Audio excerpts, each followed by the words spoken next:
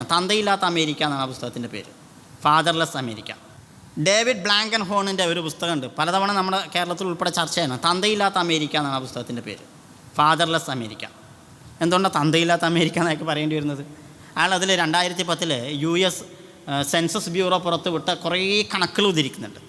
അതിലൊരു കണക്ക് പറയുന്നത് എന്താണെന്ന് വെച്ചാൽ, അമേരിക്കയിൽ അവിവാഹിതരായ ആളുകൾ ഗർഭം ധരിച്ച് ജനിച്ച് ഇപ്പോൾ വളർന്നുകൊണ്ടിരിക്കുന്ന കുട്ടികളുടെ എണ്ണം 2,47,00,000 വിവാഹിതർ സ്വതന്ത്ര ചിന്തകരായി മാറി അതിലൂടെ പിറന്നതിൻ്റെ കണക്കല്ല ഞാൻ പറഞ്ഞത്, അത് വേറെയുണ്ട്.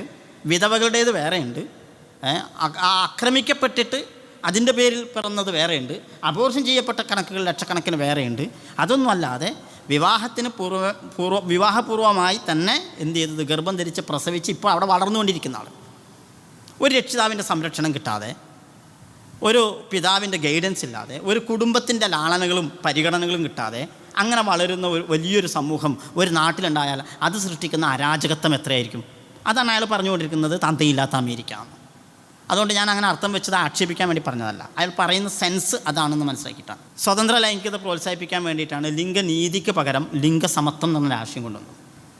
ലിംഗസമത്വം ഏറ്റവും കൂടുതൽ നടപ്പിലാക്കിയത് യുക്തിവാദികളുടെ സ്വർഗ്ഗരാജ്യം എന്ന് പറയാവുന്ന സ്കാൻഡിനേവിയൻ രാജ്യങ്ങളിലാണ്, നോർവേയിലും ഡെൻമാർക്കിലും ഐസ്ലാൻഡിലുമൊക്കെ.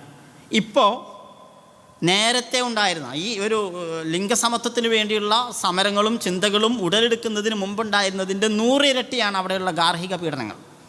ഇപ്പോൾ സോഷ്യോളജിസ്റ്റുകൾക്ക് ഒരു പുതിയ വിഷയം കിട്ടി, നോർഡിക് പാരഡോക്സ് എന്നാണ് അവർ പറഞ്ഞുകൊണ്ടിരിക്കുന്നത്. നോർഡിക് രാജ്യങ്ങളിൽ ഈ സ്വതന്ത്ര ചിന്ത നടപ്പിലാക്കിയപ്പോൾ പ്രതീക്ഷിച്ചതിൻ്റെ നേരെ ഓപ്പോസിറ്റ് സംഭവിച്ചതിനെക്കുറിച്ചാണ് സാമൂഹ്യശാസ്ത്രം ഇപ്പോൾ പഠിച്ചുകൊണ്ടിരിക്കുന്നത്. ഇതാണ് നാസ്തികതയുടെ ധാർമ്മികത.